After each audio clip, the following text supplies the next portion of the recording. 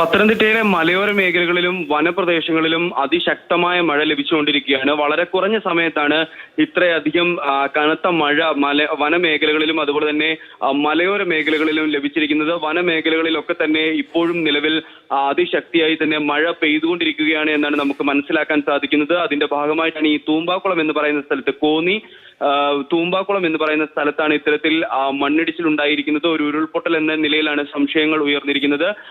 ഈ തൂമ്പാക്കുളത്ത് മണ്ണിടിച്ചിൽ ഉണ്ടായതിനെ തുടർന്ന് കക്കാട്ടാറിലൊക്കെ തന്നെ വലിയ തോതിൽ മണ്ണ് ഒലിച്ചിറങ്ങിയിട്ടുണ്ട്. ഇതിനെ തുടർന്നാണ് വെള്ളം പല സ്ഥലങ്ങളിലും കരകയറിയിരിക്കുന്നത്. കോന്നിയുടെ പല ഭാഗങ്ങളും ഇപ്പോൾ വെള്ളം കയറിക്കൊണ്ടിരിക്കുകയാണ്. അതുപോലെ തന്നെ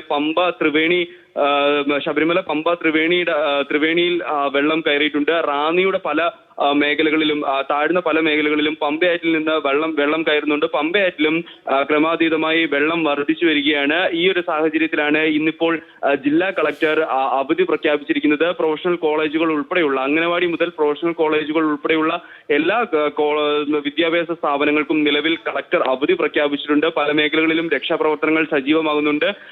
റാന്നിയിലും കോന്നിയിലുമാണ്, അതായത് വടശ്ശേരിക്കര, റാന്നി, കോന്നി ഈ പ്രദേശങ്ങളിൽ മലയോര മേഖലകളിലാണ് ഇപ്പോൾ ഏറ്റവും കൂടുതൽ വെള്ളം കയറുന്ന ഒരു സാഹചര്യവും അതുപോലെ തന്നെ മണ്ണിടിച്ചിൽ ഭീഷണിയും ഉണ്ടാകുന്നത്. ഇവിടെ പല റോഡുകളിലും വെള്ളം കയറിയതിനാൽ ഗതാഗതം തടസ്സപ്പെട്ട നിലയിലാണ്. അതിനാൽ തന്നെ ഈ ഭാഗങ്ങളിലൂടെയുള്ള യാത്രകൾ ഒഴിവാക്കണം. ഏതൊക്കെ റോഡാണ് എന്ന് നോക്കി മാത്രമാണ് യാത്ര ചെയ്യാൻ പാടുള്ളൂ. പല ഭാഗങ്ങളിലും പെട്ടെന്നാണ് വെള്ളം കയറുന്നത്.